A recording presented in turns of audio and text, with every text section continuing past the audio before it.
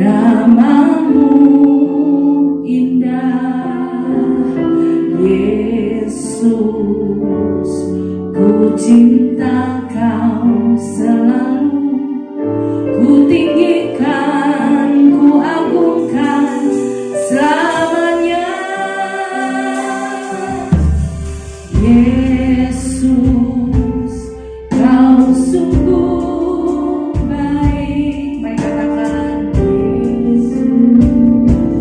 namamu indah, Yesus, ku cinta Kau selalu, ku tinggikan, ku agungkan selamanya. Ku mau memujimu, ku selalu pujimu, ku mau menyembahmu, ku selalu sembahmu. Kau yang layak terima semua pujian, kemuliaan hanya bagi Tuhan. Mari katakan, Yesus, Kau sungguh baik. Yesus, Kau sungguh baik. Yesus, namamu indah. Yesus, ku cinta Kau selalu, ku tinggikan, ku agungkan selamanya. Mau memujimu, ku selalu pujimu, ku mau menyembahmu, ku selalu sembahmu. Kau yang layak terima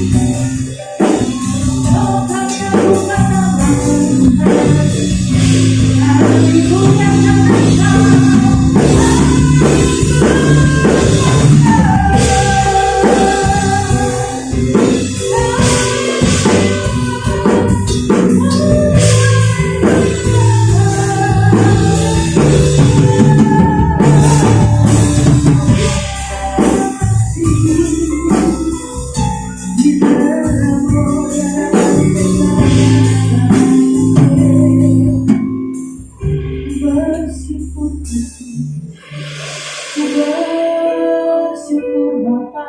Mari sembah Dia. Mari angkat suara sembah Dia. Siapa Bapa Bapa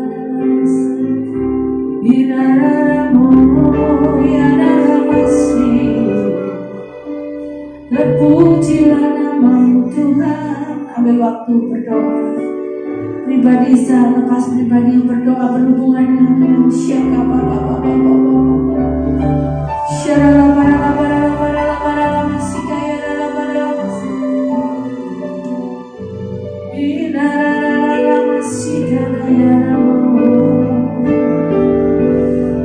Oh, kami mengasihi-Mu Tuhan. Kami percaya akan kuasa-Mu yang hidup, yang nyata terjadi bagi setiap kami yang beriman kepada-Mu Tuhan.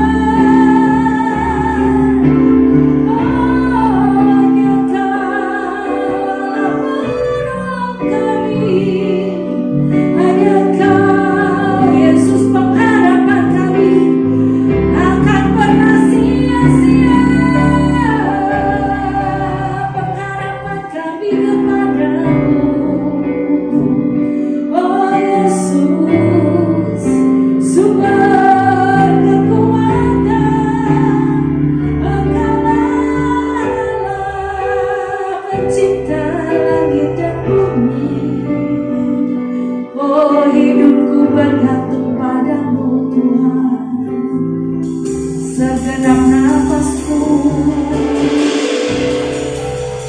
hanya dari-Mu Tuhan. Oleh Roh-Mu Kau jadikan ku hidup. Oleh Roh-Mu Kau jadikan ku bernafas. Oh, terima kasih Tuhan. Dahsyat dan biarlah kiranya hidup kami sungguh-sungguh kami andalkan Tuhan hanya kepada-Mu Yesus.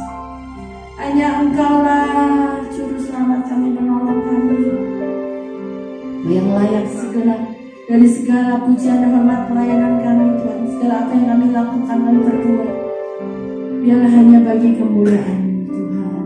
Yes Lord Jesus. Oh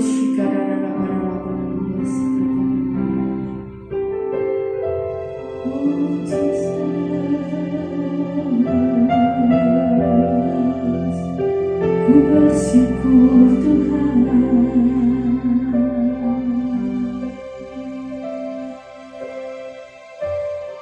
Yes Lord, hadirat-Mu ada di sini Tuhan. Jamah setiap kami semua, perbaharui hidup kami, pulihkan keadaan kami. Dengarlah pujian dari hatiku, ku bersyukur selalu kepada-Mu. Ku cinta Kau Yesus, ku cinta Kau.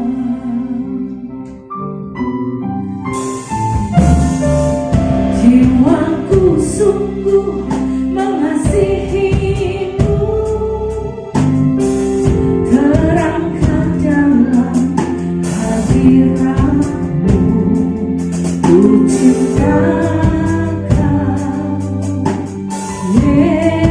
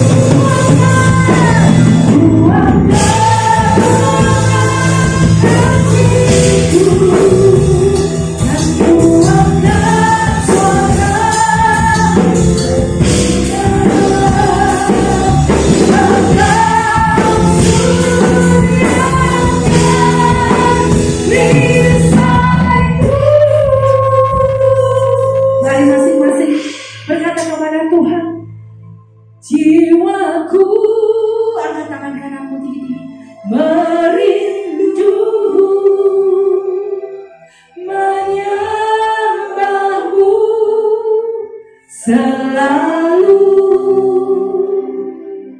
di dalam kekuatanmu.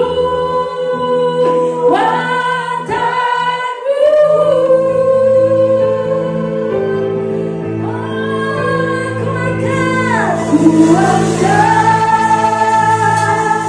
hatiku dan ku angkat suara ke surga. Amin. Sebab Kau suriakan biasaku.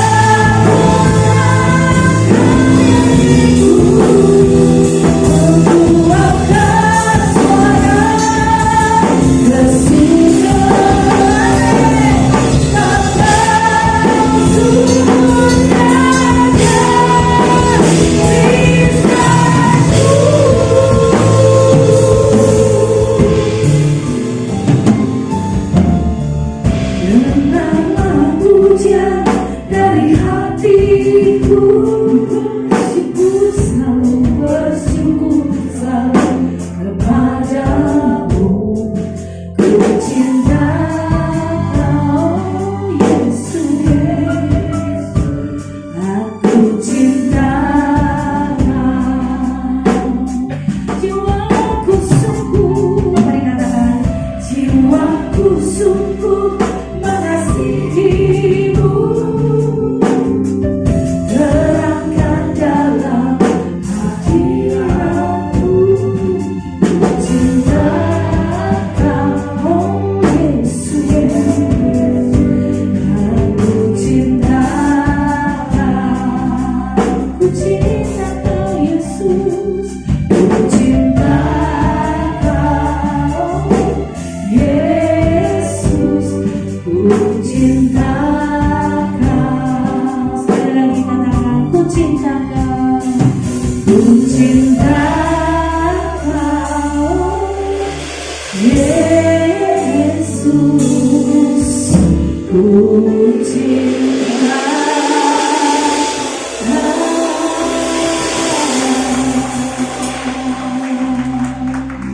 Kami bersyukur Tuhan, biarlah segenap hidup kami sungguh-sungguh menyatu dengan kasih-Mu Tuhan, yang Kau curahkan pada sore hari ini tengah kami, memberikan sukacita, memberikan kekuatan, memberikan, oh Tuhan, suasana sorga di dalam hati kami.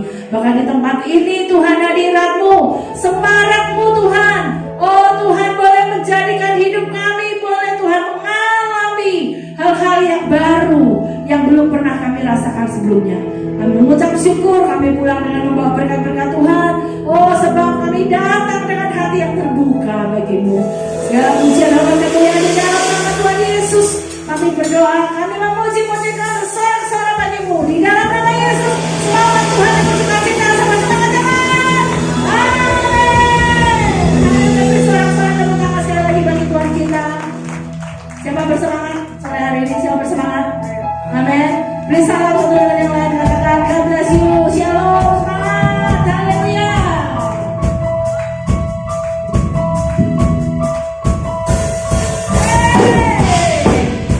Mari bertepuk tangan memuji memuliakan Tuhan kita.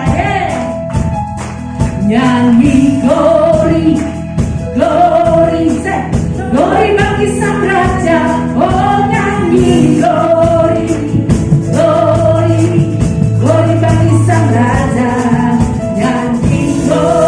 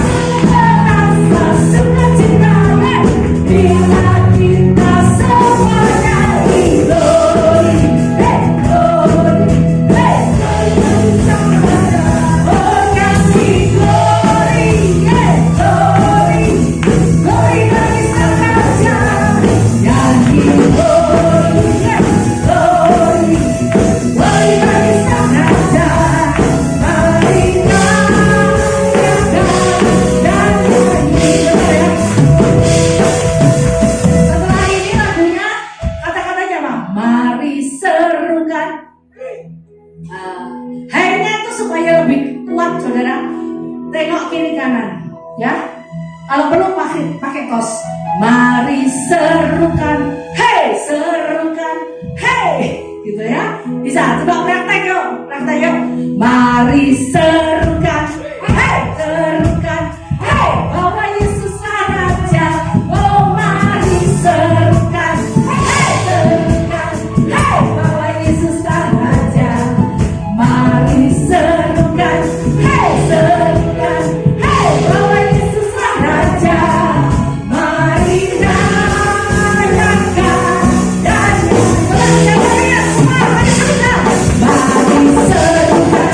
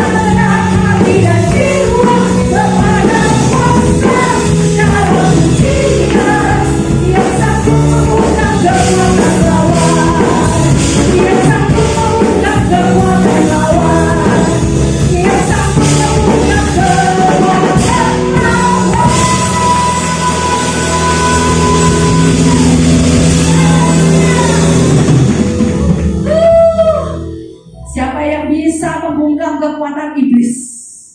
Siapa yang bisa mengalahkan kekuatan iblis? Hanya Tuhan kita Yesus Kristus. Amin. Oleh sebab itu andalkan Dia, saudara. Andalkan Dia. Saya percaya 90% mungkin ya, segala carut marut masalah persoalan kita itu pasti karena iblis yang banyak membumbui dan bahkan bekerja di dalamnya. Percaya nggak, saudara? Yang 10% itu dulunya apa? Kita buka celah. Oleh sebab itu jangan buka celah, supaya iblis tidak bisa bekerja dan iblis tidak bisa menggocok kita. Tetapi percayalah, Tuhan kita Allah pemenang. Amin. Bersama Dia kita menang, kita mengalami bahkan perjalanan bersama dengan Tuhan. Berjalan, Tuhan inginkan kita dari kemuliaan yang kecil, kemuliaan yang besar, semakin besar. Amin. Dari kemuliaan bagi Tuhan Allah kita. Haleluya. Oh yeah. Haleluya.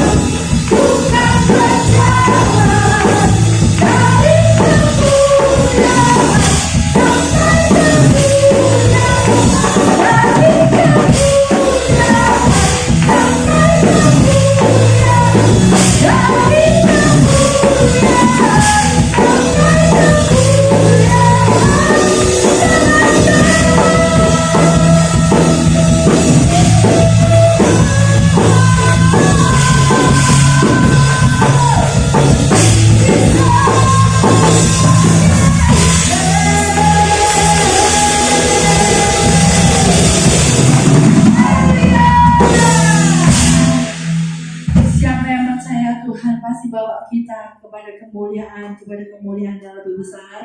Amin. Fokusnya tidak dunia, tapi roh.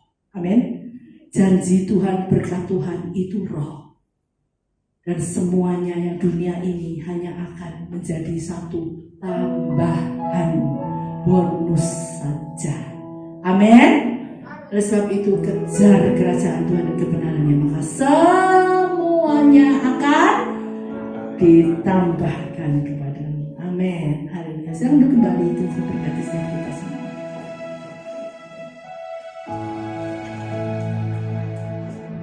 Saya percaya kalau kita milik Tuhan, pasti Tuhan akan membela kita dengan segenap nyawanya bagi setiap kita. Sebab itu saudara, kalau Tuhan sudah membawa kita sampai pada detik hari ini, jangan lepaskan imanmu, jangan lepaskan harapmu, percayamu kepada Tuhan. Terus tambahkan kasihmu, tambahkan kesetiaanmu, tambahkan kebergantunganmu, pengharapanmu kepada Tuhan. Jangan hidup sembrono, pakai pikiran sendiri, tapi berdoa, minta petunjuk Tuhan, minta kehendak Tuhan terjadi dalam hidup kita. Oleh sebab itu hiduplah dekat dengan Tuhan. Lewat ibadah kita berhubungan, membangun hubungan, lebih dekat lagi dengan Tuhan. Oleh sebab itu jangan lewatkan ibadah. Sebab dengan ibadah maka kita akan semakin dekat dengan Tuhan. Kebaikannya, kepekaan akan kita terima, hikmat akan kita terima, pengetahuan, insight, mata rohani yang tajam akan kita miliki. Dan itu bisa membedakan yang baik dari yang jahat, yang benar dari yang najis. Mari kita terus mengasihi Tuhan Allah kita.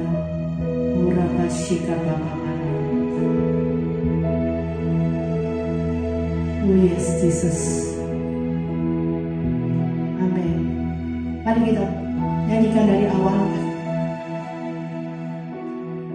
Tuhan, Engkau mendengar seruan hatiku dan keluhku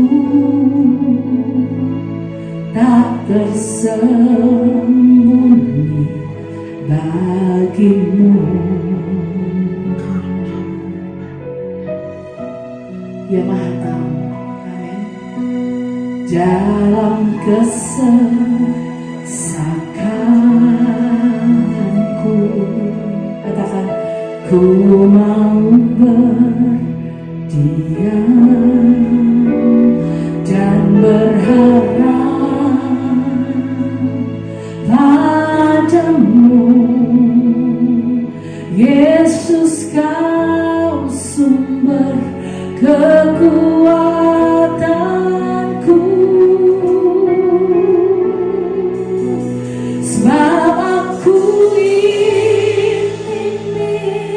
milikmu, aku di dalam hatimu, kasih setiamu yang menghidupkan aku.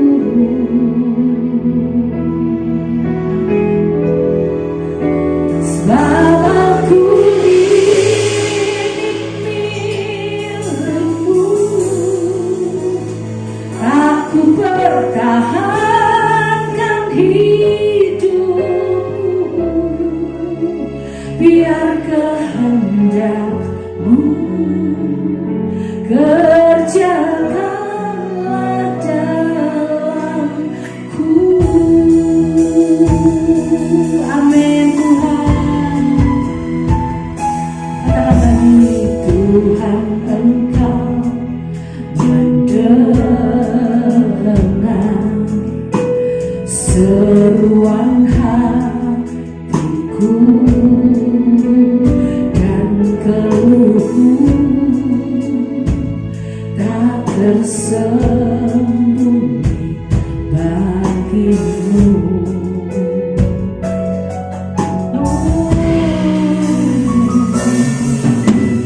Dalam kesesakanku, ku mau berdiam dan berharap padamu. Yesus, Kau sumber kekuatanku.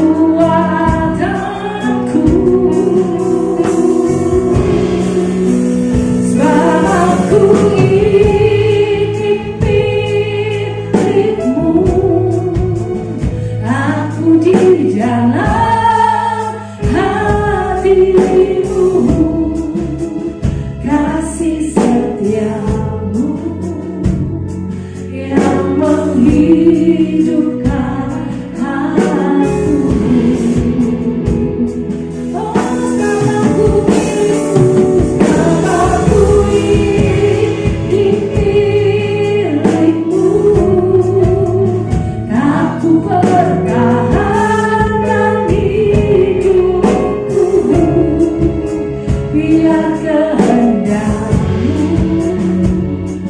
kerjakanlah dalamku. Mari goyang miliknya Tuhan, teman-teman. Sebab aku ini milikmu, aku di dalam hatimu, kasih setiamu, oh yang menghidupkan aku. Aku milikmu, aku ini milikmu, aku pertahankan hidupku, biar kehendakmu berjalan padaku.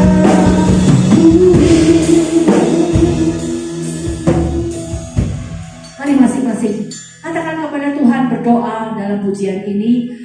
Kita taruh tangan kiri kita di dada sebagai tanda kesungguhan hati kita, dan taruh tangan kanan kita di atas angkat untuk mengatakan, sungguh ini aku Tuhan. Sebab aku ini milikmu, aku di dalam hatimu, kasih setiamu yang menghidupkan aku. Sebab aku ini milikmu, katakan. Aku ini milikmu, aku pertahankan hidupku, biar kehendakmu kerjakanlah dalamku.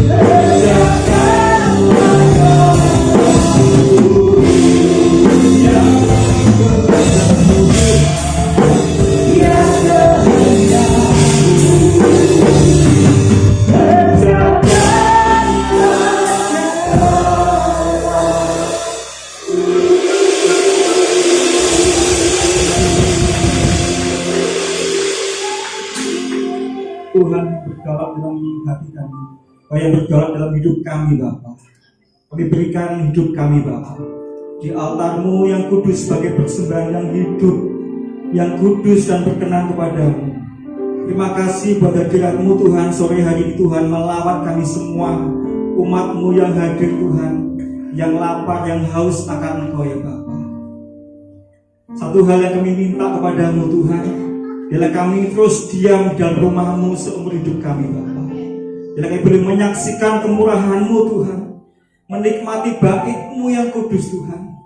Bila kami selalu menyembah Engkau dalam roh dan kebenaran Bapa.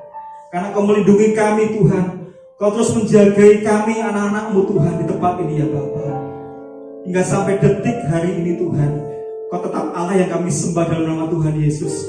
Allah yang Immanuel, Allah yang peduli atas hidup kami Bapa. Saatnya Kau akan menyampaikan isi hati-Mu Bapa melalui firman-Mu ya Bapa. Kami tahu Tuhan firman-Mu berkuasa Tuhan menyembuhkan Bapa.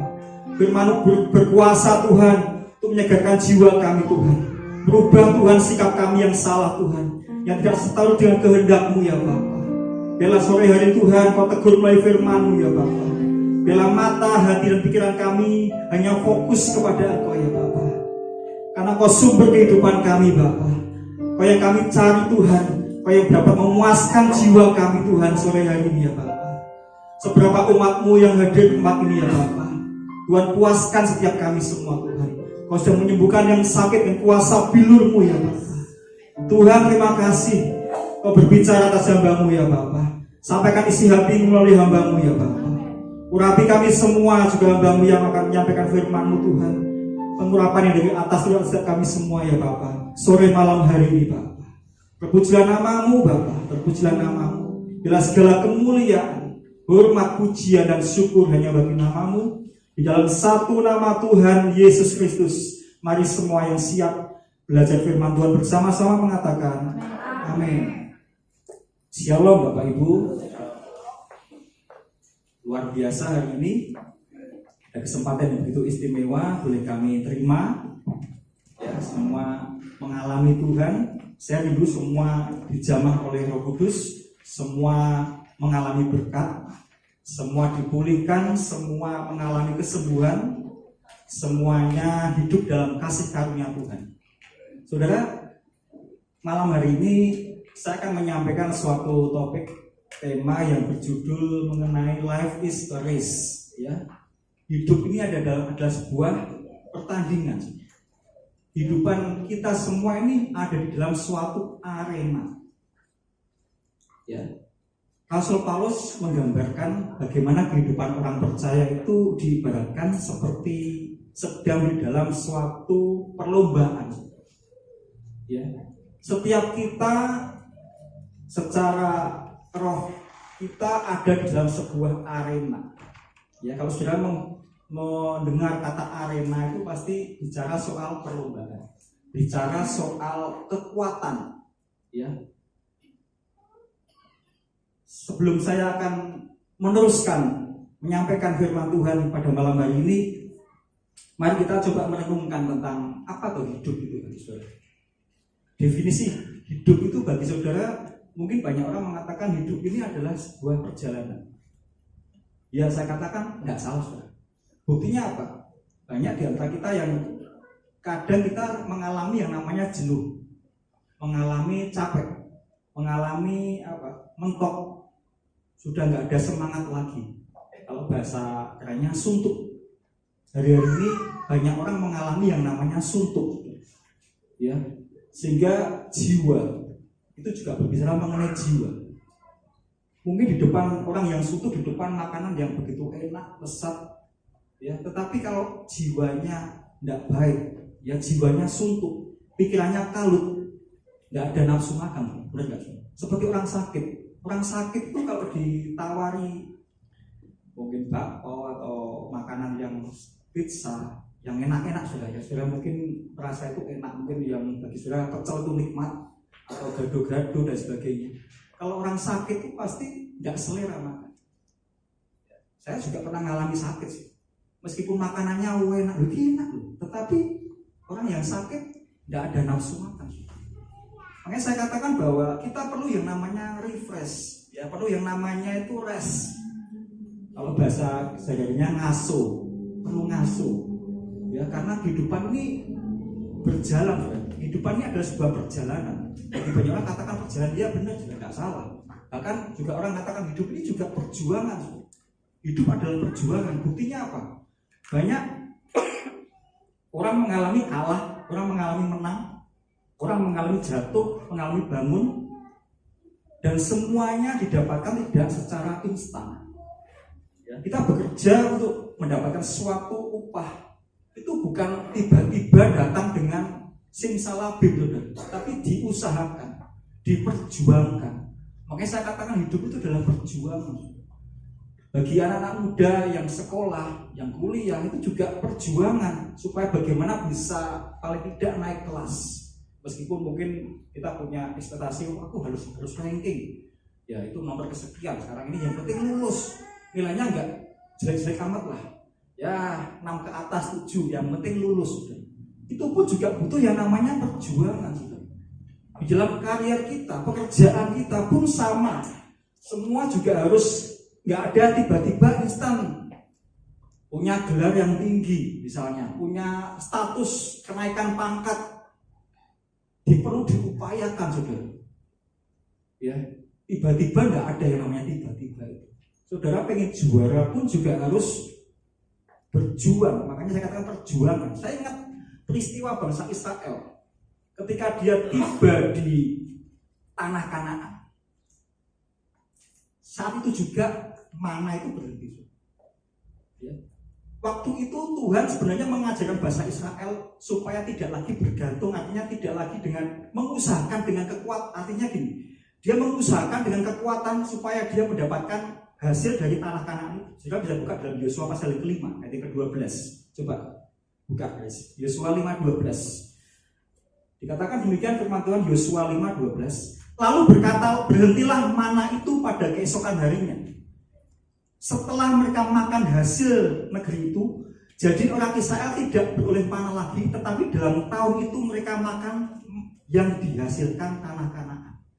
Selama 40 tahun bangsa Israel dipelihara Tuhan, dikasih, ya istilahnya kayak di pokoknya kebutuhannya dicukupi. Ini mengajarkan supaya bangsa itu berjuang, ya, berjuang dengan bukan kekuatan sendiri, tapi artinya masa ketergantungan dengan mungkin dengan orang lain, ya. Kadang-kadang kita terlalu seringkali tergantung. Ada masa-masanya anak itu nggak lagi tergantung pada orang tua, saudara. Paling kalau sudah menikah kan sudah sendiri, sudah mandiri, saudara. Ya, nggak lagi bergantung minta-minta terus sampai punya anak, punya cucu, bahkan bisa sudah mengawinkan anaknya, bergantung terus pada orang tuanya. Ada saat-saatnya anak itu harus mandiri, saudara. Demikian juga Tuhan juga mengajarkan kepada bangsa Israel pada waktu itu. Mereka tidak lagi makan mana tahun itu sampai di tanah Kanaan. Keluaran 16 juga secara Keluaran 16 ayat 35 dikatakan apa? Orang Israel makan mana 40 tahun lamanya sampai mereka tiba di tanah yang didiami orang. Keluaran 16 ayat 35. Mereka makan mana sampai tiba di perbatasan tanah Kanaan. Tuhan tuh mengajarkan. Ya memang kalau dulu awal-awal saya pernah merenungkan tuh. Waktu Tuhan awal-awal kok rasanya kok sukacita. Sepertinya kita doa tuh gampang dijawab sama Tuhan. Berjalannya waktu sepertinya Tuhan tuh semakin jauh kelihatannya. Kok doa kok wangen tuh. Biar aku awal-awal itu Tuhan kok senang, sukacita gampang. Sepertinya gampang betul. Tapi berjalannya waktu Tuhan mengajarkan kita semakin dewasa. Supaya kita semakin lagi terus, ayo kita dikasih Tuhan hikmat, dikasih kita kemampuan, itu kita bisa mengelola hidup kita.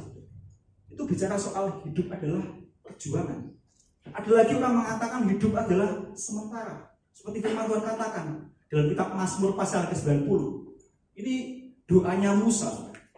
Ya, hidup ini bukan hanya soal berjuang, bukan hanya soal perjalanan, tetapi juga dikatakan hidup ini adalah sementara. Tidak lama, singkat. Buktinya apa? Musa pernah mengeluh, berdoa kepada Tuhan dalam kitab Mazmur 90 ayat ke-5 dan ke-6. Dikatakan apa? Engkau menghanyutkan manusia, mereka seperti mimpi. Saudara, mimpi itu tidak bisa lama, saudara. Ada saudara mimpi berhari-hari. Saudara pas tidur aja itu pas mimpi, tidak lama kan, dikatakan seperti mimpi, seperti rumput yang bertumbuh. Di waktu pagi berkembang dan bertumbuh, di waktu petang lisut dan layu. Artinya apa?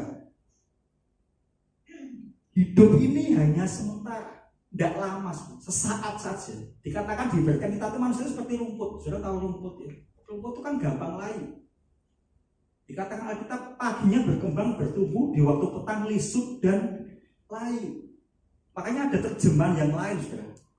Mazmur 90 ini ada ayat 12 mengatakan apa?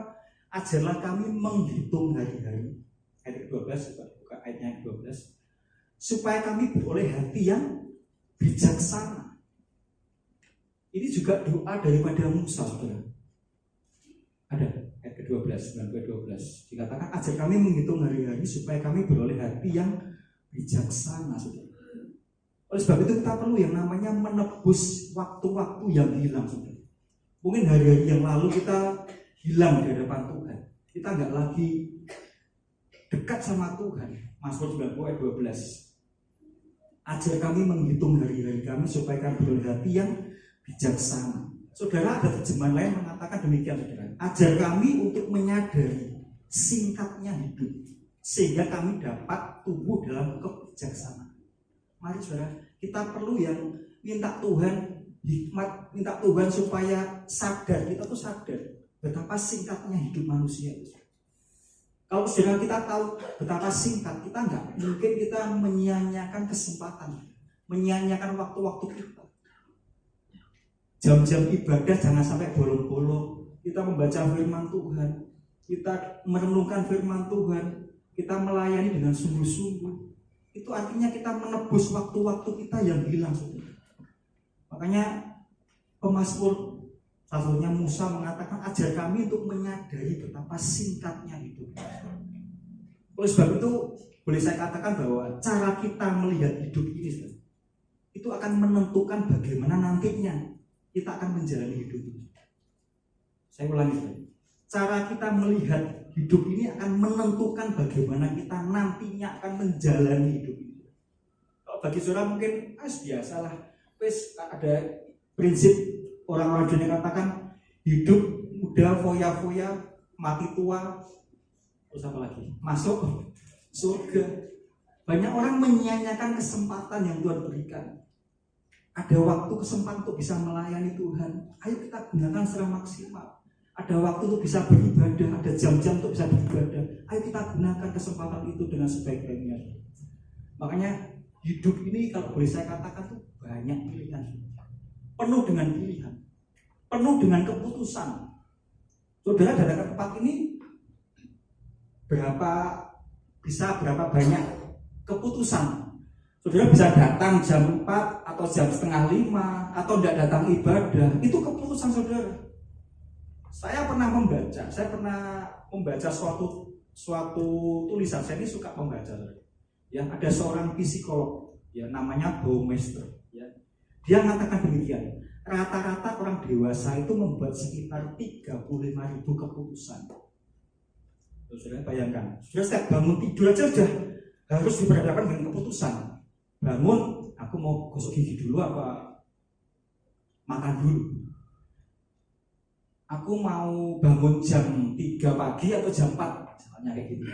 Aku mau pakai baju warna merah atau kuning, itu keputusan loh. Setiap hari itu dicatat oleh seorang psikolog yang namanya Baumeister itu 35.000 keputusan setiap hari yang harus kita mau tidak mau kita putuskan. Begitu juga dengan soal keselamatan, soal berkat. Makanya Tuhan dalam Ulangan katakan, pilihlah kehidupan atau apa? Kematian. Pilihlah berkat atau kutuk. Sebenarnya Tuhan kalau pengen umpamanya selamat tidak usah ada pilihan. Tapi itu Tuhan jangan mengajarkan kita. Kalau kamu ngerti kebenaran, ya kamu harus milih berkat, milih kehidupan, tidak pilih kematian, saudara. Kita bukan robot, kita bukan yang disetel sama Tuhan. Kita punya yang namanya kehendak bebas. Makanya benar, seorang psikolog tadi mengatakan 35.000 keputusan itu harus dilakukan setiap hari, paling tidak, saudara. Ya. Makanya keputusan saudara itu akan menentukan arah. Keputusanmu di tempat ini itu hal yang luar biasa. Saudara. Datang beribadah pada sore hari ini, saudara. Itu bukti bahwa saudara itu punya, paling tidak masih punya nurani, saudara, untuk datang kepada Tuhan. Banyak orang keputusannya salah, sehingga akhir hidupnya juga salah, saudara. Akhir hidupnya menjadi orang yang naas, orang yang malang, bukan orang yang beruntung. Makanya benar firman Tuhan kita di Yosua 1:8. Renungkan firman Tuhan siang dan malam, supaya engkau bertindak hati-hati, sehingga hidupmu akan berhasil dan beruntung, saudara. Mari pada malam hari ini, tema saya berbicara mengenai hidup ini adalah sebuah pertandingan. Kita masuk dalam sebuah arena, saudara. Kita akan buka bersama dengan saya kitab 1 Korintus pasal yang ke-9 ayat 24 dan 27. Coba dibuka PowerPoint. 1 Korintus pasal yang ke-9. Kita akan baca bergantian ya saudara. Bersama-sama aja. 1 Korintus 9 ayatnya yang ke-24 sampai dengan 27. Life is a race. Ya, kita semua dalam arena pertandingan. Buka aja ayatnya. Ayatnya 1 Korintus 9 ayat 24 dan 27 sampai 27. 1 Korintus 9 24 sampai 27. Demikian firman Tuhan. Sama-sama kita baca. Tidak tahukah kamu bahwa dalam gelanggang pertandingan semua peserta turut berlari, tetapi bahwa hanya satu orang saja yang mendapat hadiah? Karena itu larilah begitu rupa sehingga kamu memperolehnya. Tiap-tiap orang yang turut mengambil bagian dalam pertandingan menguasai dirinya dalam segala hal. Mereka berbuat demikian untuk memperoleh suatu mahkota yang fana, tetapi kita memperoleh suatu mahkota yang abadi. 27. Sebab itu aku tidak berlari tanpa tujuan, dan aku bukan petinju yang sembarangan saja memukul. Kalau dibuka PowerPoint-nya ada ayat ini. Saudara, dari ayat ke-24 dikatakan semua peserta turut berlari. Siapa peserta itu? Saudara dan saya. Ya, kita tuh diibaratkan Rasul Paulus, kita sedang ada dalam arena pertandingan. Semua peserta itu ya saudara dan saya ini. Tidak ada di arena pertandingan tuh cuma gelongok diam aja, enggak. Ketika atlet itu masuk dalam sebuah arena itu mau tidak mau harus ikut bertanding lari, saudara. Ini gambaran pelari maraton, saudara. Dan dikatakan apa? Tetapi larilah begitu rupa sehingga kamu memperolehnya. Pelari itu pasti pengen dapat hadiah. Tidak ada, pokoknya aku melok Melayu. Lah kok kesel-kesel Melayu kalau hadiah. Paling tidak ada sesuatu yang diraih.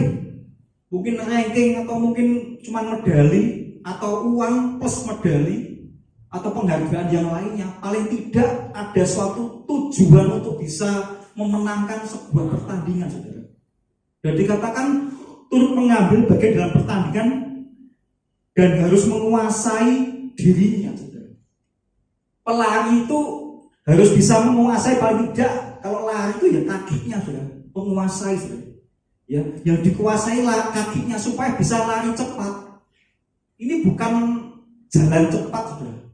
Kalau jalan cepat beda lagi. Ini ayatnya mengatakan larilah begitu rupa. Berarti harus berlari, saudara. Hari-hari ini waktunya sangat singkat, saudara. Waktunya sangat cepat sekali, saudara. Banyak perubahan-perubahan. Kalau gereja tidak siap dengan perubahan, kita akan ketinggalan dengan dunia ini, saudara. Makanya dikatakan begitu rupa, itu berbicara mengenai maksimal. Ayo kita maksimal dengan Tuhan. Kita ada dalam arena pertandingan yang harus maksimal, tidak setengah-setengah, melayu mandek. Dan dikatakan apa? Menguasai dirinya tadi. Karena ada seorang pelari tiba-tiba di sebelah arena itu jual bakso, lihat bakso, wah enak bakso, makan sih bakso. Atau mungkin ketemu temannya yang nonton, halo, tidak mungkin, tidak. Fokusnya dikatakan menguasai diri, baik matanya, baik keinginannya, meskipun mungkin belum sarapan sudah atau belum makan. Ada yang jual bakso, tidak mungkin dia berhenti sih, makan bakso sih. Atau ketemu temannya yang nyolai, halo, gitu enggak sih. Fokusnya kepada garis finish. Ya, dikatakan tidak berlari tanpa tujuan. Tujuannya apakah garis finish sampai selesai, saudara. Jadi kalau boleh saya katakan bahwa setiap peserta dari ayat ini saya dapatkan setiap peserta itu saudara saya harus lari, mau tidak mau harus lari, sama-sama lari, dan harus menguasai, melatih tubuh kita, saudara. Pelari itu tidak bawa ransel, saudara pernah lihat pelari bawa ransel? Tidak ada, saudara. Bahkan saya lihat itu bajunya sangat tipis sekali. Kenapa, saudara? Bajunya kok tipis? Supaya ringan tubuhnya, tidak diaboti sama hal-hal yang lainnya. Sepatunya pun sepatu yang khusus untuk pelari, saudara. Tidak ada pelari di arena itu bawa sesuatu, gembol HP mungkin, atau bawa apa. Tidak, saudara, hanya tubuhnya saja dan baju yang dipakai. Oleh sebab itu, untuk memudahkan saudara mengingat, kita tuh diibaratkan sebagai seorang pelari, ya, seorang yang ada dalam arena. Ya, coba next PowerPoint-nya. Saudara pernah ingat film F-Ser? Nggak tahu ya, yang filmnya Tommy Sir itu loh. Tolong minum sedikit.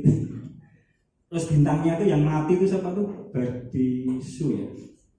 Itu kan terkenal dengan F-Ser ya, 4F. Saya dapatkan ini, saya singkat saudara. Saya ingat dari cerita film itu. Next one. Oh ya, agak error, udah. Kamu aja. Terus, lagi sudah. Tak tulis F4 supaya sudah ingat. Yang pertama apa? Supaya kita menjadi pelari di arena yang kita bisa sampai finish. Yang pertama kita harus apa? Kita lihat dalam kitab Filipi pasal yang ketiga. Next, itu aja. Hah? Nah, yang pertama Filipi 3:13 dikatakan apa? Tetapi aku yang kulakukan. Yang pertama apa? Aku melupakan apa yang telah di belakangku dan mengarahkan diri kepada apa yang di hadapanku. Kita seperti pelari di arena itu. Yang pertama, ya, kita melupakan yang di belakang. Tidak mungkin orang begitu start der tembak. Biasanya kan mulai kan pakai tembak, der melengak ke belakang. Ingat, tadi cucianku bentar, beresin. Tidak. Yang pertama apa? Guys, sebelumnya forget, melupakan. Yang F yang pertama forget. Kita melupakan. Saya ingat tulisan daripada John Maxwell. John Maxwell ini seorang pendeta, anak pendeta. Dia juga penulis buku dan tulisannya itu diterima oleh semua kalangan, bukan hanya gereja tapi juga di perusahaan-perusahaan sebagai motivator. Ya, dia katakan gini, keberhasilan kemarin berakhir tadi malam. Seringkali orang tuh susah untuk melupakan mungkin hal-hal yang paling menyakitkan atau hal-hal keberhasilan, selalu diingat sampai lupa kita masih berjalan terus dalam hidup ini. Ada kita terlalu, makanya benar kemarin beberapa waktu yang lalu tim sepak bola U17 itu usia 17 menang kan, itu sampai ada beberapa pengamat bilang gini, kamu jangan puas dengan keberhasilanmu kemarin, masih ada jalan panjang di depan. Banyak kan kita gampang untuk susah untuk melupakan keberhasilan kita. Nggak salah sudah, tapi seringkali dengan keberhasilan itu kita nggak lagi belajar lagi sesuatu yang baru lagi. Begitu juga dengan pengalaman-pengalaman pahit kita. Orang tuh paling susah tuh kalau mengalami pengalaman yang pahit, benar gak? Disakiti, aku anggap belongi kok ilang omongannya. Itu kan bukti bahwa manusia tuh seringkali susah untuk melupakan yang menyakitkan, yang membuat dia sakit hati, ya, tidak bisa mengampuni, menyimpan kebiasaan-kebiasaan yang tentang dosa, terikat dosa, suka rokok terus saja tidak berhenti, ya, alkohol, apalagi miso. Terus juga malas, ya, orang malas itu juga dosa, tidak bisa melupakan, ya. Oleh sebab itu saya ingat bagaimana perubahan Paulus, saudara, dalam kitab 1 Timotius pasal yang pertama. Next, kita buka ya, perubahan Paulus apa? Diri Paulus yang dialami Paulus, kita akan buka ayatnya. 1 Timotius pasal yang pertama. Paulus ini nggak bangga dengan keberhasilannya, dia nggak bangga dengan backgroundnya dulu. Dia seorang yang hebat, saudara, Paulus ini. 1 Timotius pasal yang pertama. 1 Timotius pasal yang pertama ayatnya yang ke-13. Ini perubahan yang dialami Paulus. Dia katakan apa? Kesaksiannya. Aku yang tadinya seorang penghujat dan seorang penganiaya dan seorang ganas, tetapi aku telah dikasihinya karena semuanya itu telah kulakukan tanpa pengetahuan yang yaitu di luar iman. Malah kasih karunia Tuhan kita itu telah dikaruniakan dengan limpahnya kepadaku dengan iman dan kasih dalam Kristus Yesus. Saudara, Paulus ini ada perubahan. Dulunya dia seorang yang ganas, dia seorang pembunuh. Orang ini ditakuti pada zaman itu karena dia suka membunuh orang Kristen, mengejar-ngejar Kristen supaya dibunuh. Tetapi dia katakan, dulu aku begitu, tetapi karena kasih karunia Tuhan aku diubahkan, saudara. Artinya seperti yang dikatakan oleh kitab Ibrani 12, ayo kita menanggalkan semua beban dan dosa yang begitu merintangi kita dan berlomba dengan tekun. Ibrani 12 yang pertama dikatakan apa? Marilah kita menanggalkan semua beban dan dosa yang begitu merintangi kita dan berlomba dengan tekun dalam perlombaan yang diwajibkan bagi kita. Beban tadi itu termasuk juga dosa, kepahitan, tidak bisa mengampuni itu. Selalu ingat kata-kata yang menyakitkan masa-masa yang lalu, saudara. Bahkan juga keberhasilanmu, saudara pamer-pamerkan berhasil. Ya, padahal hidup ini masih terus berjalan, saudara. Ada hal-hal baru yang Tuhan berikan, singkapkan. Kita jangan puas dengan apa yang sudah kita lakukan masa-masa yang lalu, saudara. Begitu juga dengan kegagalan kita. Satu ayat dari Filipi pasal yang ketiga. Filipi pasal yang ketiga, ayat yang kelima. Ini juga prinsip Rasul Paulus. Dia mengatakan apa? Filipi pasal yang ketiga, Filipi 3 ayatnya yang kelima. Dia katakan apa? Ini bangganya dia dulu.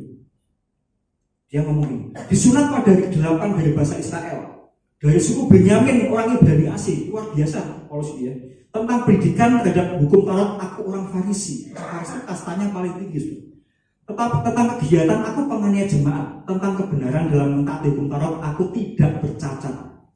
Tetapi apa yang dahulu merupakan keuntungan bagiku, dikatakan apa? Sekarang kuanggap rugi karena Kristus. 8. Malahan segala sesuatu kuanggap rugi karena pengenalan akan Kristus Yesus Tuhanku lebih mulia daripada semuanya. Oleh karena dialah aku telah melepaskan semuanya itu dan menganggapnya sampah supaya aku memperoleh Kristus. Dulu Paulus begitu, sekarang dia berbeda. Bahkan dikatakan semuanya sampah. Saudara, kalau saya coba cari kata sampah ini, ternyata arti sebenarnya itu skubalon. Yaitu apa? Kekotoran manusia. Dia pernah tinja, tahu tinja? Tinja itu masa berguna, dibuat pupuk aja nggak bisa. Itu digambarkan oleh Paulus itu semuanya seperti sampah. Keberhasilanku, kegagalanku, dulu pengalaman-pengalamanku, bahkan dia katakan tetapi yang dulu aku anggap untung, tetapi semua aku anggap rugi karena pengenalan akan Kristus. Artinya Paulus ini menganggap semuanya itu sampah. Dia melupakan hal-hal yang lalu. Dia mengerti dia harus mengejar ke depan sesuatu yang baru yang Tuhan berikan. Makanya yang pertama, hal yang pertama, F yang pertama itu kita harus bisa forget, bisa melupakan hal-hal yang dulu. Bahkan bisa melupakan juga dosa, kesalahan kita, kenajisan kita. Seperti contohnya seorang yang menemukan harta terpendam. Matius 13 itu ya, ada seorang ayat ke-44, dia menemukan harta terpendam yang di ladang.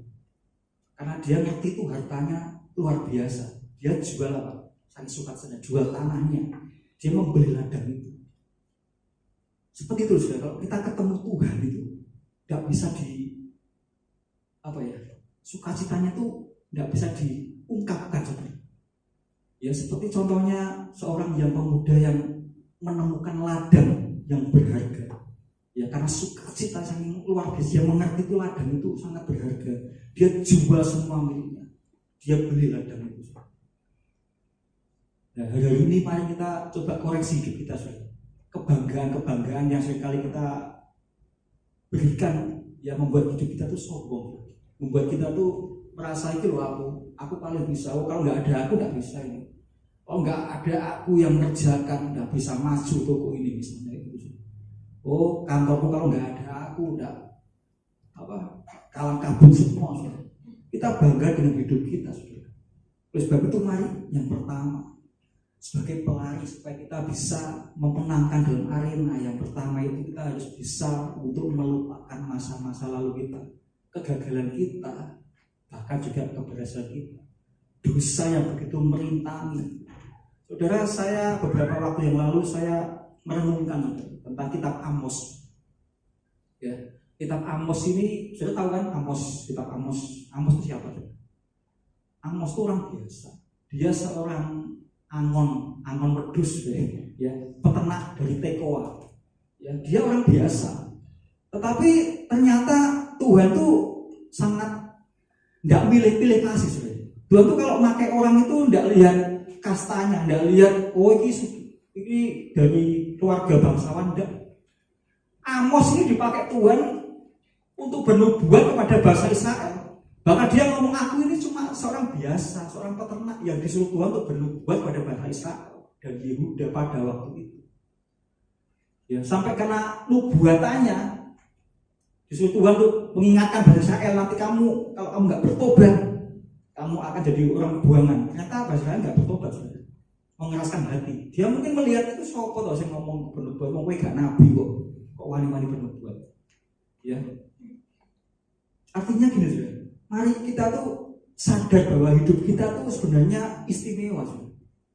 Ada luar biasa, ada roh Allah di depan kita. Tuhan akan pakai siapa saja.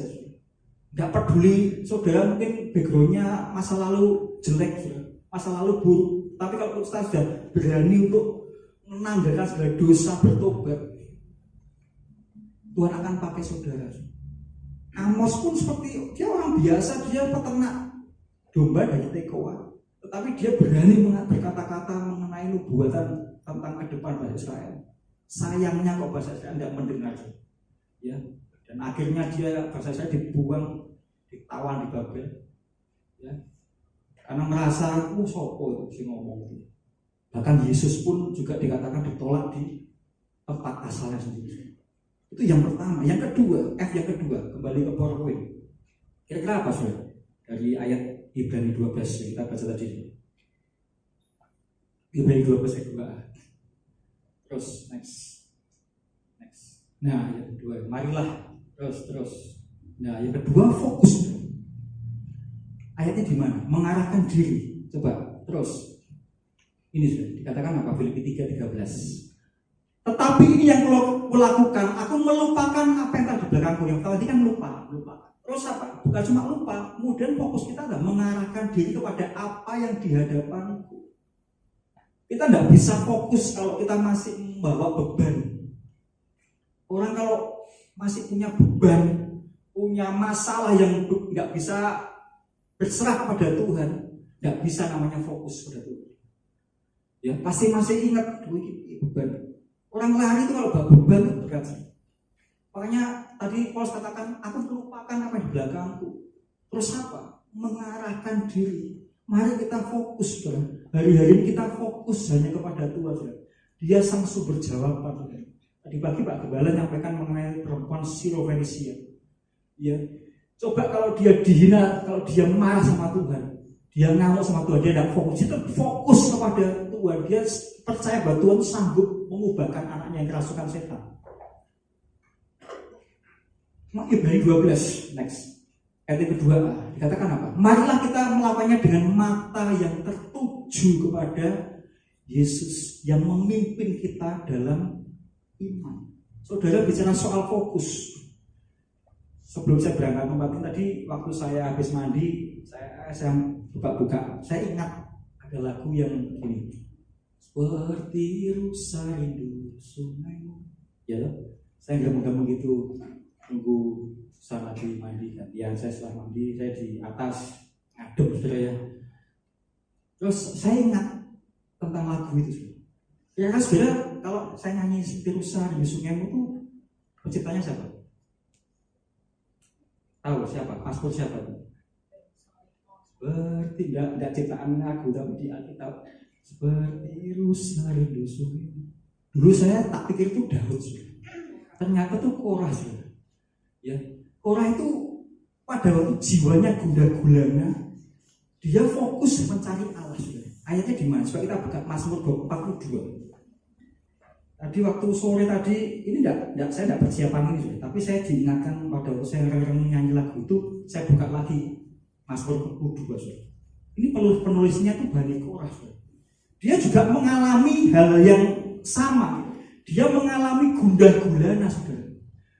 Orang-orang mengatakan, Dito, Allahmu itu mana toh? Buktinya kamu seperti itu. Allahmu mana? Yang kamu sembah itu mana? Dia katakan ayat yang ketiga, Mazmur pasal yang ke-42. Ayat yang pertama dikatakan, seperti rusa yang rindu sungaimu, seperti rusa rindu sungaimu, jiwaku rindu engkau. Ini kan lagunya Pak Liko, saudara. Ya, ini ternyata Bani Korah mengatakan air mataku ayat ketiga. Air mataku menjadi makananku siang dan malam, karena sepanjang hari orang berkata kepadaku, di mana Allahmu? Pernah tidak sudah mengalami itu? Lan di Allahmu, buktinya kowe uripmu kowe ngono kok kowe nyembah Tuhan Yesus. Kowe nang gereja kowe melayani, buktinya kamu masih seperti itu. Biasa-biasa, mana Tuhan yang menolong kok. Tetapi dia karena Korah fokus, dia katakan inilah yang hendak ku ingat. Dia ingat, saudara. Orang itu kalau ingat tuh pasti pernah ngalami. Ada orang ngomong, aku gak ilang ya firman Tuhan lah, baca apa enggak? Ada orang yang saya tanya, lah kamu ingat gak? Gak ingat ya, soalnya aku gak pernah baca. Kalau sudah pernah baca, Roh Kudus akan mengingatkan, saudara. Itu loh, hebatnya Roh Kudus. Setiap sudah membaca firman itu diingatkan. Tadi saya juga waktu nyanyi gak sengaja, nih, apa ya? Korah ternyata, bukan Daud. Bahkan dikatakan dia karena fokus sementara jiwaku gundah gulana. Saudara mungkin boleh hari ini mengalami rasanya, jiwaku aku mengalami banyak persoalan yang aku hadapi. Seolah-olah cara manusia gak iso, gak kuat, aku mana mungkin. Kalau kita membayangkan aku iso gak selesai masalahku. Bisa enggak ya aku menyelesaikan, aku menyekolahkan anakku sampai selesai, sampai perguruan tinggi. Kadang-kadang kita juga sempat agak rasanya agak ragu gitu, saudara.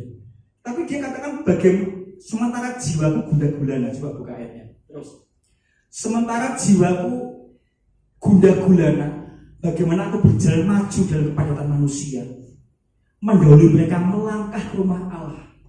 Dia tidak peduli dengan omongan orang lain. Dia terus maju, fokus kepada Tuhan. Seperti perempuan Sirofenisia itu sih. Dia terus maju. Atau perempuan yang sakit pendarahan itu kan, yang waktu memegang jubah-jubahnya Yesus. Di tengah kerumunan orang banyak, dia tetap fokus, dia pegang jubah-jubahnya. Sama yang dialami oleh Korah ini. Di tengah keramaian orang-orang mengadakan perayaan, maka dikatakan, mengapa engkau tertekan hai jiwaku dan gelisah dalam diriku? Berharaplah kepada Allah, sebab aku akan bersyukur lagi padanya, penolongku dan Allahku. Orang tidak peduli apa kata orang. Orang tidak peduli bagaimana masalahnya pada waktu itu. Dia tetap fokus kepada Tuhan. Yang penting aku dapat Tuhan. Yang penting seperti perempuan pedagang 12 tahun itu. Yang penting aku bisa pegang jubah-jubah Yesus. Pasti aku sembuh. Dari dua ini, kalau kita sudah berani untuk forget, melupakan, ayo kita terus fokus kepada Tuhan. Mungkin hari-hari kita mengalami suntuk, mengalami hal yang berat. Ya, ingat saudara, diri kita itu sudah dipilih, ditentukan, bahkan nantinya akan dimuliakan bersama dengan Tuhan. Kita hebat, saudara, manusia kita tuh luar biasa, saudara. Kita buka Roma 8. Kita Roma pasal ke-8, 29 ini di PowerPoint ada mungkin. Roma 8, 29, 30. Ini loh, saya tunjukkan saudara itu hebat ini. Terus, ya ini. Roma 8, 29. Sebab semua orang yang dipilihnya, siapa yang dipilih? Saudara dan saya dipilih. Pilihan, kita tuh pilihan sudah di antara ribuan jutaan miliar orang.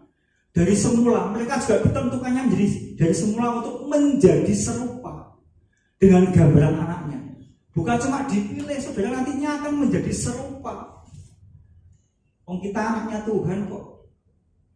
Paling serupa, saudara punya anak pasti ya gennya. Kalau orang tuanya ngamuan, ya mungkin anaknya bisa jadi ngamuan. Ya sudah, kalau mungkin anaknya ibunya baik, nanti saya tunjukkan satu tokoh ya, 3 generasi yang hebat. Nenek Louis itu, dia menghasilkan generasi yang luar biasa. meskipun nenek Louis itu tinggal di Listra kalau nggak salah ya, di Yunani, dan dia tetap tidak terpengaruh dengan budaya pada waktu itu. Dia orang Yahudi tapi hidup di tengah-tengah orang Yunani, sampai dia punya anak yang namanya siapa? Eunike. Eunike itu kemenangan yang baik. Dan Eunike itu kawin dengan orang yang bukan orang Yahudi, orang Yunani. Ya, beda aliran saja. Satunya Yahudi, satunya Yunani. Tetapi dia bisa memberikan warisan iman sama siapa namanya anaknya? Timotius. Hebat gak saudara? Di tengah-tengah neneknya Louis itu hidup di Listra di Yunani, tidak dipengaruhi oleh budaya Yunani pada waktu itu. Dia mempunyai anak yang namanya Eunike. Meskipun kawin dengan orang yang beda agama, satunya Yahudi, satunya Yunani, dia menegaskan yang namanya Timotius. Suratnya jadi berkat, ya, warisan saudara. Bukan soal warisan, bicara bukan hanya soal harta benda. Iman saudara itu warisan bagi anak saudara. Ya, kita bisa ngajak ke gereja. Kalau kita sendiri orang tua malas ke gereja, ya mana bisa saudara. Ya, coba kita lihat terus Roma 8:29, 30 apa katakan? Roma 8:30.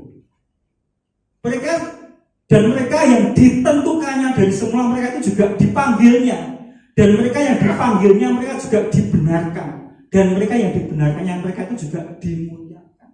Endingnya dimuliakan, saudara. Jadi order of salvation, saya katakan, ya keselamatan itu kita tuh, wah saya kalau baca ini hebat ya Tuhan itu ya. Saya tuh dipilih di antara ribuan bangsa di dunia ini, dan akhirnya nantinya kalau bisa sampai kita mengalami kemuliaan memerintah bersama dengan Tuhan. Kita jangan cuma mimpi masuk surga, saudara. Itu bonus saudara. Tetapi kita memerintah bersama dengan Tuhan. Kita menjadi serupa dengan gambarannya, saudara. Lewat apa saudara? Ya lewat masalahmu, lewat ujian-ujian yang kita terima setiap hari itu membentuk karakter kita. Ya, membentuk kehidupan kita. Kita tuh mahal, saudara. Benar, saudara. Saya bukan jual mahal, tapi kita tuh mahal, saudara. Makanya jangan menjadi orang murahan, saudara. Maaf ya, saudara. Ya, mungkin yang belum dapat jodoh, wis kok stokin tadi, wis gak apa-apa, wis kok tak menang noh misalnya gitu. Atau mungkin yang lainnya. Saudara, podo-podo kabeh yo korupsi saya iki, Pak. Aku tak korupsi. Ya, kita jangan jadi orang yang murahan. Kita tuh mahal harganya. Ya, seperti kayak gini gambarannya sudah ini sudah. Kalau nasi kotak itu yang mahal itu bukan kotaknya. Boleh nggak saudara? Saya mahal itu isinya saudara. Saudara mungkin casingnya boleh nggak ganteng lah, biasa. Ya nggak good looking lah, pokoknya rata-rata saudara. Tetapi isinya Tuhan, kalau sudah ada di dalam diri Tuhan, yang dalam diri saudara itu, berarti saudara itu mahal. Saudara jangan lihat casingnya. Oh mungkin kok wireng gitu. Tapi dia baik hati, tapi dia sungguh-sungguh dengan Tuhan. Kan dahsyat saudara. Amin saudara. Makanya kita jangan membuat orang itu menilai orang itu dari casingnya saudara. Ya, saudara boleh tidak cakep, tidak ganteng, tidak kaya biasa, tetapi kalau saudara punya roh Allah, saudara hebat, saudara akan dipakai Tuhan luar biasa. Itu yang kedua, yang fokus. Seperti tadi perempuan Venesia, juga perempuan pendarahan 12 tahun. Itu juga Bani Korah, dia tidak mengesampingkan. Orang-orang katakan mana Tuhanmu, mana Tuhan binyak. Lu tahu kan backgroundnya Bani Korah, generasinya ini. Dulu Korah itu kan pemberontak. Nenek moyangnya seorang pemberontak Musa. Korah, Datan dan Abiram. Sampai Tuhan bukakan tanah, kubur hidup-hidup pemberontakan. Dan untungnya generasinya tidak mati, termasuk yang nulis surat kitab Mazmur ini, sehingga dia mengingat. Maka dikatakan aku mengingat perayaan-perayaan masa lalu dengan nenek moyangku. Makanya orang mencemooh dia, mana Tuhanmu, mana? Mungkin sudah dikatakan kue turunanmu pemberontak. Ya, bagaimana sudah kalau mengalami seperti itu? Tapi Bani Korah dia tetap fokus di tengah kepadatan manusia, dia mencari Tuhan. Itu yang namanya fokus. Yang ketiga, kembali ke PowerPoint. Yang ketiga F apa kayak? Ibrani 12, fight. Nah, ini berjuang. F yang ketiga itu berjuang.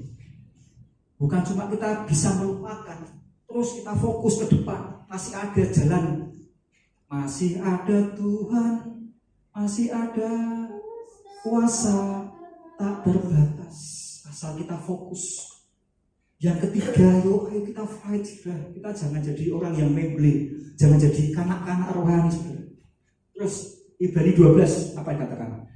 Yang dengan mengabaikan kehinaan tekun memikul salib, ganti sukacita yang disediakan bagi dia yang sekarang duduk sebelah kanan tahta Allah. Mengabaikan kehinaan, ya, mengabaikan kehinaan, tekun memikul salib. Filipi 3, next. Dan berlari-lari kepada tujuan. Berlari-lari ini kan fight, ya. Ada upaya, ada usaha kita untuk memperoleh hadiah. Saudara nggak sia-sia. Sepertinya, aduh, abot menrasani untuk melok Tuhan itu kok rasanya sepertinya kok akeh kriterianya tidak boleh ini, tidak boleh itu, tidak boleh itu.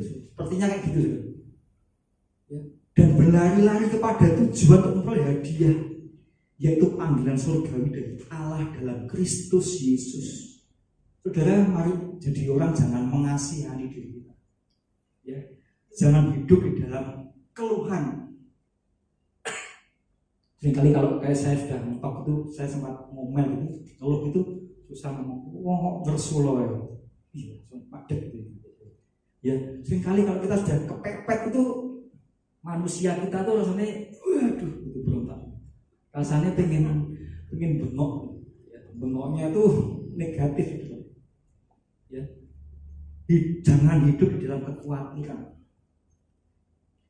Saya waktu mengalami masalah, ya, pernah mengalami masalah itu, saya gini sudah tulis, saya jadikan masalah itu sebagai anugerah.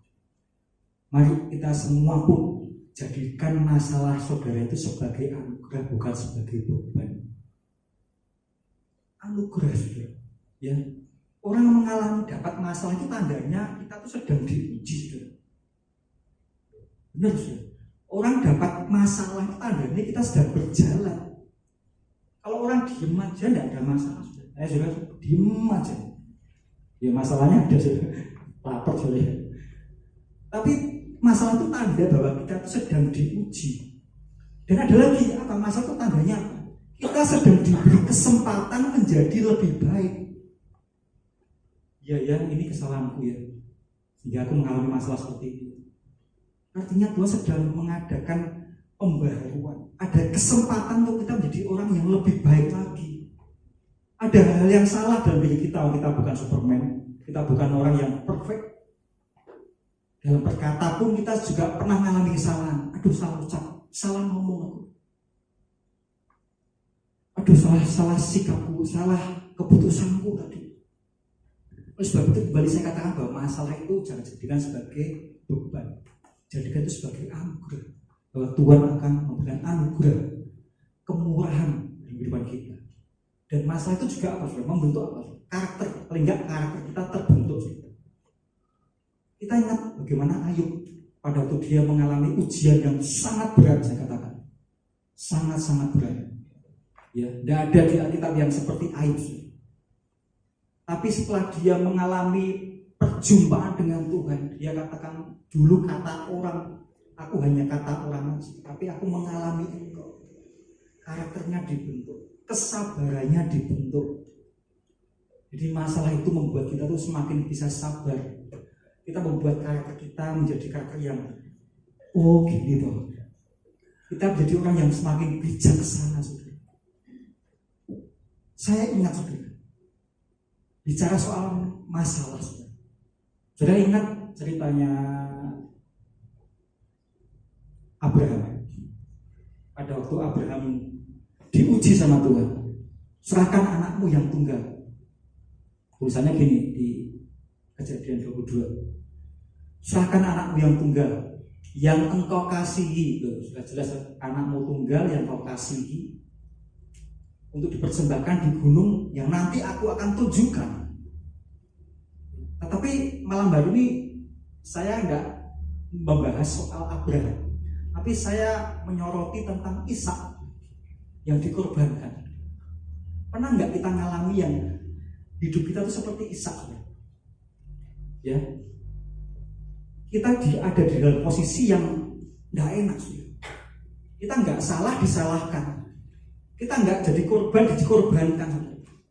Kalau memang Abraham memang diuji sama Tuhan, tapi coba kita lihat sisi yang lain dari Ishak yang dikorbankan. Bayangkan pada waktu itu dia ditali sama Abraham, bapaknya, ayahnya, dan disiapkan untuk ditaruh di mezbah. Ishak tanya, lah mana korbannya? Abraham hanya menjawab, nanti Tuhan menyediakan. Kadang kita dihadapkan dengan situasi yang karena keputusan orang lain kita jadi korban. Kita yang tidak harusnya masalah, kita yang harus menyelesaikan masalah. Mungkin faktor anakmu bisa, atau orang tuamu bisa jadi salah anakku. Aku orang tuanya menjadi korban, kayak gitu bisa. Harusnya gak seperti ini, tapi wes lah. Aku harus mau nggak mau. Seperti Ishak tadi, dia kan nggak salah, tapi dia dijadikan korban. Mungkin bagi Abraham, dia percaya dengan iman, nanti Tuhan akan sediakan. Makanya bisa katakan bahwa iman itu bukan hanya soal berbicara mengenai memperoleh sesuatu, tapi mengajarkan kita bagaimana kita menyelesaikan sampai selesai. Bayangkan saya merenungkan bagaimana waktu itu Ishak, Kejadian 22 ayat ke-6 dan ke-8. Ya, dia terjebak dalam konflik yang dia sendiri nggak paham asal usulnya. Dia anak kok. Wes serantap, dia percaya bapaknya pasti nggak mungkin membunuh dia. Dia percaya bapaknya, sama dengan hidup kita, saudara. Mungkin kita nggak dalam posisi yang sebenarnya nggak salah, tapi harus menanggung kesalahan orang lain, mungkin keluarga kita sendiri. Seperti yang dialami oleh Ishak, saudara. Makanya kalau saya katakan bahwa iman itu bukan berbicara tentang memperoleh sesuatu, saudara, tetapi juga tentang menyelesaikan sesuatu. Ya, makanya hari ini saudara jangan salah paham dengan Tuhan. Ya. Tuhan itu tidak pernah berhenti menguji iman kita, tidak pernah berhenti menguji iman kita. Ya, karena kita dirancang itu bukan ikut Tuhan itu bukan nyaman. Ikut Tuhan itu supaya kita semakin bertumbuh mengenal Dia, serupa dengan Dia. Itu tujuannya Tuhan. Jadi kalau hari ini ada ujian, baru selesai. Sesuk kok ujian mana, ada masalah mana. Itu artinya Tuhan sudah menguji hidup kita supaya kita bertumbuh, kita semakin bergantung kepada Tuhan. Ya, oleh sebab itu yang ketiga, mari kita jadi orang yang jangan menganggap masalah itu sebagai beban. Anggaplah masalah itu sebagai anugerah kita. Kita perlu fight. Kita perlu mengabaikan kehinaan, omongan-omongan orang yang negatif tentang hidup kita. Tekun memikul salib itu. Bicara soal konsisten, bicara soal komitmen sampai selesai. Banyak orang nggak sampai selesai, melayani nggak sampai selesai. Saudara, pada waktu saya mempersiapkan ini, saya ingat kata-kata dari Rasul Paulus dalam kitab Galatia pasal yang keempat. Coba dibuka guys. Galatia pasal yang keempat. Bukan Galatia pasal yang keempat. Filipi 4 ayat yang ke-19. Ini ayat yang tidak asing bagi saudara. Allahku, apa saudara? Segala perkara aku tanggung dalam Dia. Nah ini. Bukan di Filipi 4 ayat 13, baru bukan 19, 13. Dikatakan apa? Segala perkara dapat ku tanggung di dalam Dia yang memberi kekuatan kepadaku. Saya waktu baca ini tidak sengaja saya buka-buka. Saya suka lihat-lihat di Google, googling ya. Karikatur yang bagus, coba di PowerPoint ada itu. Ada gambar yang menginspirasi saya. Terus, nah ini sudah. Ini seolah-olah sepertinya yang kecil ini kan kita kan, mengangkat beban. Padahal sebenarnya itu Tuhan tuh yang mengangkat. Sudah pernah enggak ngalami pada waktu masa anak-anak gitu ya? Saya naik sepeda gitu kan, apa saya ngajari saya sepeda Honda gitu saya. Loh, saya kok bisa naik sepeda ya? Padahal di belakang saya dipegang gitu. Sepertinya saya sendiri yang bisa. Sama seperti ini, kadang-kadang kita tuh sepertinya kuat, padahal itu Tuhan yang mengangkat beban kita. Kita hanya mengangkat tangan aja sepertinya. Maka dikatakan segala perkara dapat kutanggung di dalam Dia yang kekuatan kepada. Orang yang fight itu punya prinsip ini. Percaya bahwa Bapak itu memberikan yang terbaik buat anak-anaknya. Tidak mungkin yang tidak baik. Seperti kitab Matius ya. Adakah seorang bapak memberikan batu ketika kita minta roti? Tuhan itu di alam roh itu sedang mengangkat beban kita. Yang ngangkat bukan kita, tapi yang ngangkat sebenarnya itu Tuhan. Dia peduli dengan hidup kita. Makanya kita perlu yang namanya fight. Jangan kita menyerah. Yang keempat, yang terakhir sudah. F yang terakhir kita perlu apa sudah? Coba dibuka PowerPoint-nya. Yang keempat, finish. Selesai sampai akhir sudah. Ketika kita bisa melupakan masa-masa lalu kita, kegagalan kita, beban-beban dosa yang merintangi kita terus fokus kepada Tuhan dan kita berlari-lari, kita fight kepada Tuhan sampai akhirnya dikatakan kita finish. Next, kata 2 Timotius 4 ayat 7. Aku telah mengakhiri pertandingan yang baik, bukan yang jelek, saudara. Mengakhiri pertandingan yang baik. Ini loh yang saya katakan, pelari itu harus selesai sampai selesai. Tidak ada dekat tengah jalan. Duh, ketemu lesu, mandek saya mangan bakso, jalan lagi tidak ada sih. Aku telah mencapai garis akhir dan aku telah memelihara iman, mengakhiri pertandingan yang baik. Yang pertama, mencapai garis akhir dan memelihara iman. Tadi saya katakan nenek Louis tadi, dia bisa memelihara imannya sampai generasi yang ketiga. Timotius, saudara. Next. Ini 2 Timotius 1 ayat ke-5. Sebab aku teringat akan imanmu yang tulus ikhlas. Ini kata-kata Timotius ya. Yaitu iman yang pertama-tama hidup dalam nenekmu Louis dan di dalam ibumu Eunike. Dan yang aku yakin hidup juga di dalam dirimu. Iman itu iman yang tulus ikhlas, saudara. Saudara beribadah harus ikhlas, tulus, sungguh-sungguh beriman pada Tuhan, tidak pura-pura. Maka dikatakan imannya itu juga hidup. Sikap hidup kita. Kita Yakobus katakan apa? Iman tanpa perbuatan adalah mati. Ayo kalau kita berkata-kata kepada orang anak kita, generasi kita, ayo yang rajin beribadah lah. Kita sendiri nggak beribadah, nggak rajin. Ya omongan kita nggak hidup, saudara. Omongan kita nggak jadi berkat bagi anak kita. Anak itu akan melihat kehidupan kita, bukan mengingat omongan kita, saudara. Ya, satu hal yang saya ingat dari mama saya almarhum saya, dalam hal memberi saya. Seringkali mama saya itu saya nggak ngeh waktu itu. Dong, hijau duit, saya kasih duit lecek dari dia loh. Mau duit apa? Dia minta yang minimal nggak lecek, baru pada seneng ya. Saya perhatikan waktu saya masih ikut orang tua saya, disimpan di Alkitabnya sudah. Jadi selipan tuh, tak lihat mas duit kok bukan gone Alkitab tuh apa? Duit kita gue kolektor. Jadi ternyata orang tua saya tuh kalau ngasih kolektor tuh selalu milih uang yang nggak lecek saja, nggak kotor. Saya ngomong duit kok bukan Alkitab mana? Pakai selipan buku akeh, gak gue nih gereja kolektor. Saya baru ngerti ternyata orang tua saya tuh ngajari saya secara tidak langsung kalau ngasih persembahan itu ya saya ngapi, bukan sing kadang-kadang sobek. Saya ngitung tuh ada yang maaf ya, ada yang rupil gitu ya, solasi ya. Oh bensin saya nggak mau, saya baru nyata. Jadi orang tua itu bukan cuma ngomong juga, tapi juga sikap hidupnya tuh dilihat anak-anak. Saya baru ngerti, oh gitu ya. Gue kayak Tuhan kok duit kok. Meskipun tidak banyak, mungkin 2.000, 5.000, tapi kan tidak kok, tidak sampai leces. Wes, 2.000, 5.000, tapi saya ini kok ono tanpa seri. Tidak ada tanda seri. Mari juga pada kasih Tuhan. Yang keempatnya ya kita selesai sudah, finish. Hidup dikatakan Timotius katakan imannya itu Louis itu hidup. Tidak iman sekedar ngomong doang, sudah. Makanya dia tulis hidup dalam nenekmu Louis dan di dalam ibumu Eunike. Dan aku yakin hidup juga di dalam diriku. Nular. Ternyata iman itu nular. Iman itu nular, iman itu hidup. Iman itu tidak, iman itu tulus dan ikhlas. Ya. Saya dapatkan dapatkan tulisan dari Billy Graham.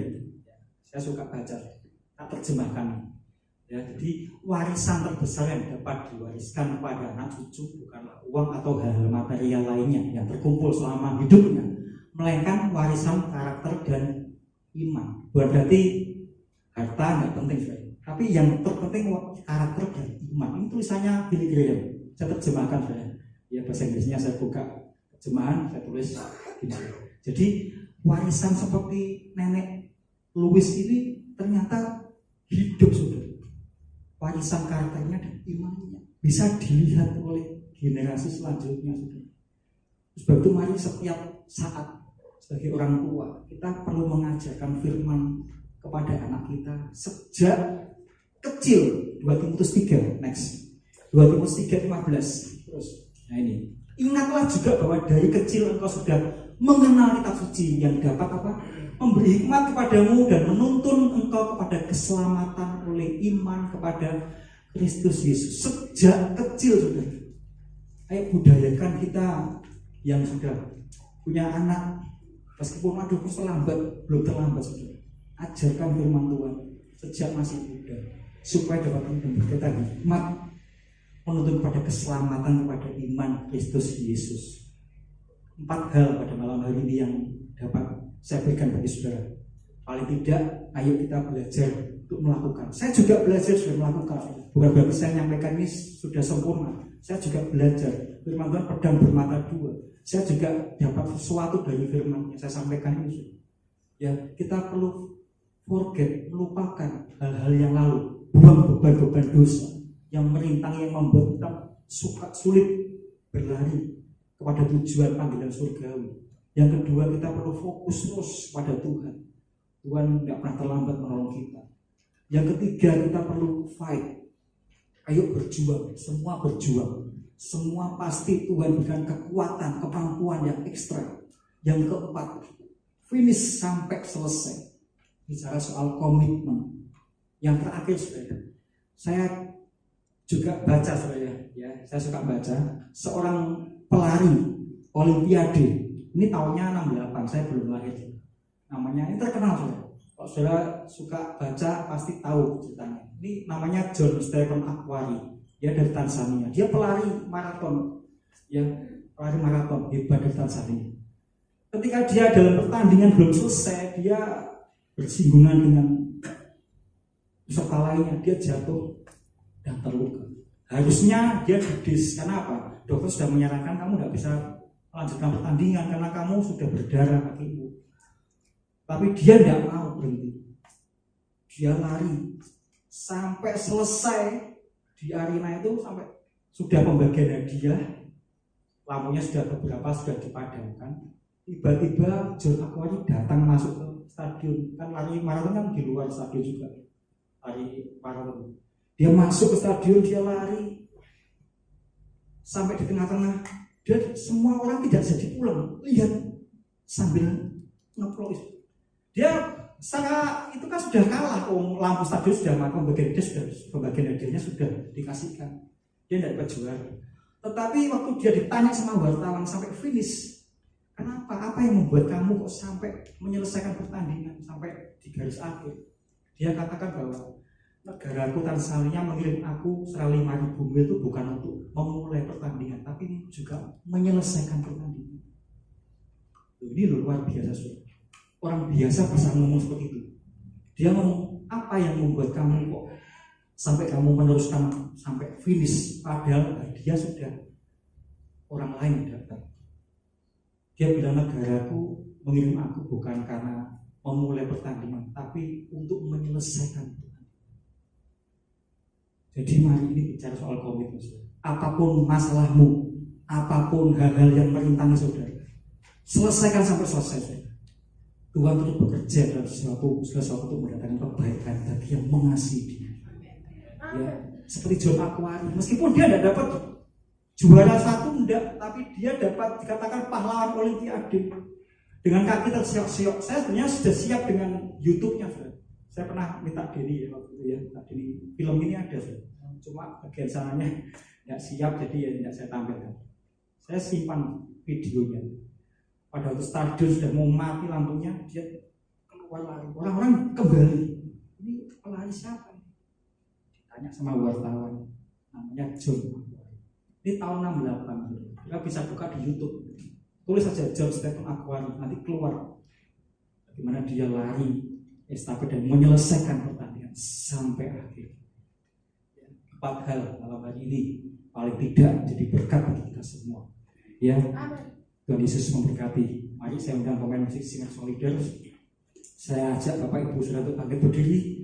Kita akan pujikan satu lagu supaya kita tetap fokus kepada Tuhan dan kita tetap percaya bahwa arah langkah kita terus berjalan dengan kehendak Tuhan.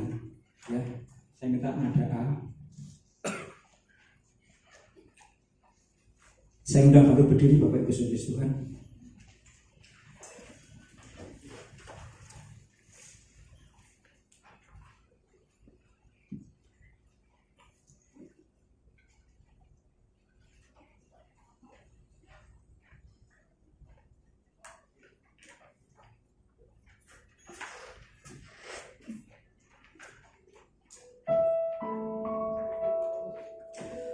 Mataku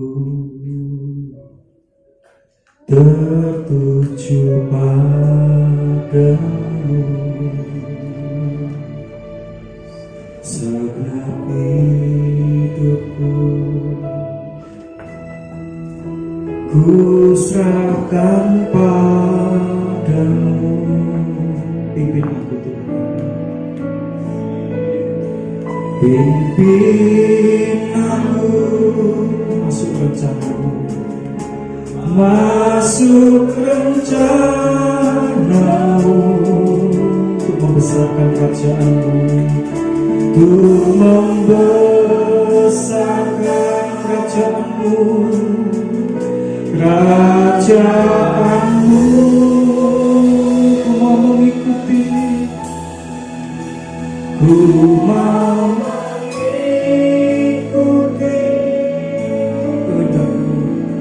kehendak-Mu ya Bapa. Ku mau selalu menyenangkan hati-Mu. Dalam mata kami tertuju kepada Tuhan. Mataku tertuju padamu, segenap hidupku, segenap hidupku serahkan padamu, ku serahkan padamu. Pimpin aku masuk rencanamu,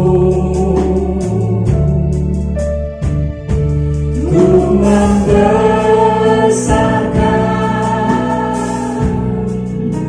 kerajaanmu.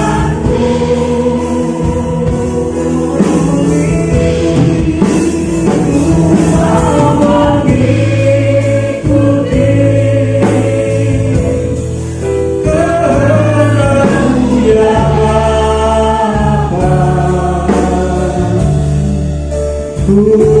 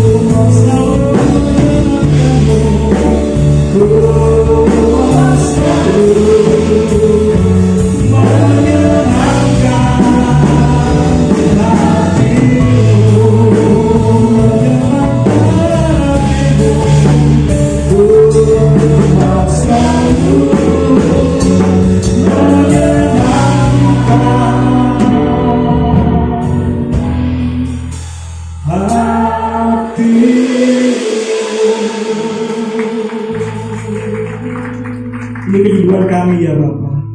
Kerinduan setiap umatmu pada malam hari ini yang boleh menyenangkan hatimu melalui hidup kami ya Bapa. Bila kami boleh menyelesaikan pertandingan iman kami sampai finish Tuhan, sampai selesai ya Bapa.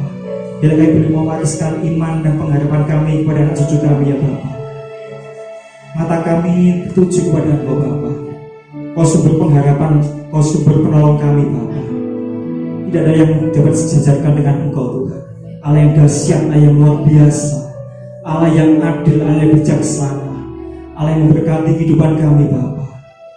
Mungkin masalah kami masih banyak ya Bapa.